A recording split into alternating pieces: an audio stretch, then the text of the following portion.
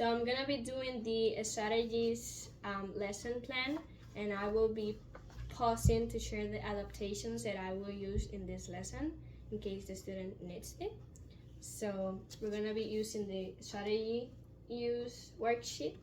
For the notes that I have here is to provide like the strategy use in and adapt it to the student particular need. I'm using this one in this format because I think Yelisa is on this level. But if the student needs it, we can just do one at a time and do it bigger, or have another like way of doing based on the student needs. I also have here pre-correction. Like this should be a prior knowledge and remind the student that they can use their confusion to learning method, in which it's okay to feel confused and that confusion leads to learning. So if you're feeling confused, you must share to me your confusion so I can help you reach out the learning that you need, okay? I also have here the preference assessment to reward the students and extra time and explicit teaching in case she doesn't remember, well, the student doesn't remember the things that should be prior knowledge. So hi Elisa, how are you doing today? Good. How was your day? It was fine. Because I did like a lot of work in school. So yeah. Thank you for sharing, Elisa. So today's lesson is gonna be strategies. So strategies help us to feel better, to solve problems, and to do our best in school. So here I have that we should go over the vocabulary. For vocabulary, I have a strategy, problem solving, academic success, and emotions. But I'm not gonna be going over it because then the video is gonna be too long. I also have notes, which must be done with student-friendly definition, explicit teaching, repetition, real-world examples, visuals when applicable, and use a vocabulary worksheet provided for difficult words that were not understood. So this academic vocabulary should be provided to them before the lesson so they can go over it and learn it. And if they don't understand a word, then they can use a worksheet to go more in depth. So, Jelisa, strategies are things that we use when we feel triggered. Do you remember that we talked about triggers? So, triggers are things that set us off. Strategies help us to feel better when we feel triggered, and once we feel better, we can use those kinds of strategies to solve problems and do our best in school. So, we're gonna be doing a few examples, and you're gonna tell me if the student is using a good strategy or if they are not using a good strategy. So you're gonna be the judge of that. We're gonna do the first and second one together, and then I'm gonna be helping you do it yourself, okay? So here I have the constant reminder of confusion and learning, just in case. This should be up in a place that they can see it really well.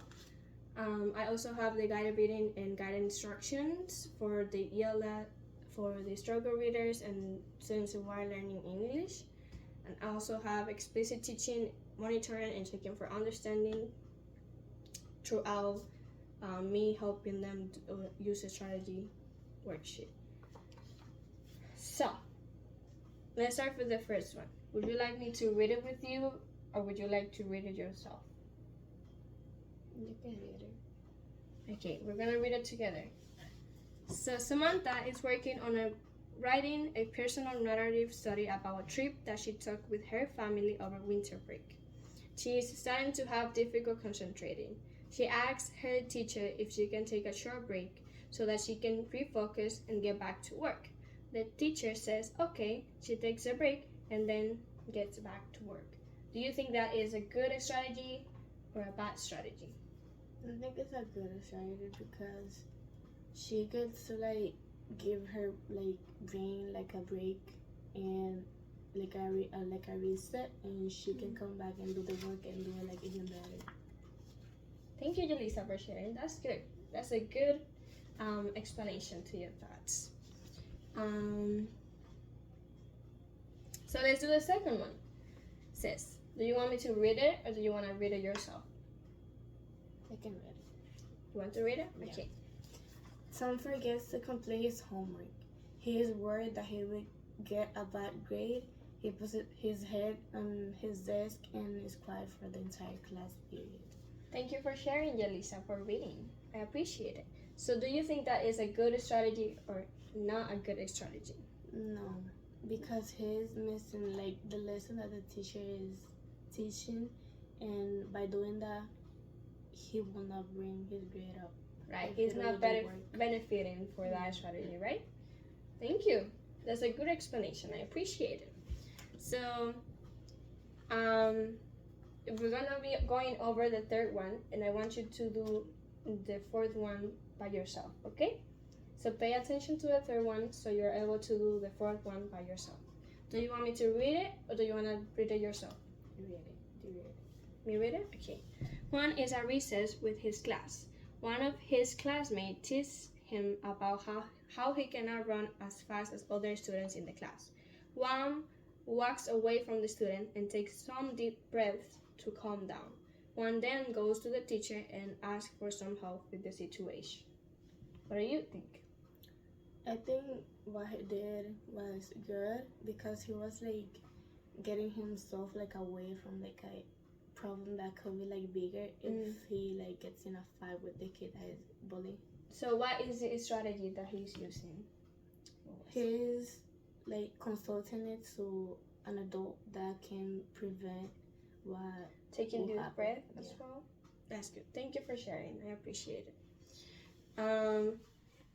So now we're gonna be doing another activity. Did you bring your triggers list? Okay. So we're gonna be using the triggers list, and you're gonna be writing at least one strategy for each of your triggers. Okay. So here I have explicit reteaching. It requires of the triggers, which it doesn't require it, and also. So I have a few strategies that you might like, which is the confusion and learning that could be used. Also another strategy is the FAST method, which we already went over. So if you think those things apply to this, you can use it, or if you have another strategy, you can use it as well. So can you write at least one strategy for each of your thingies?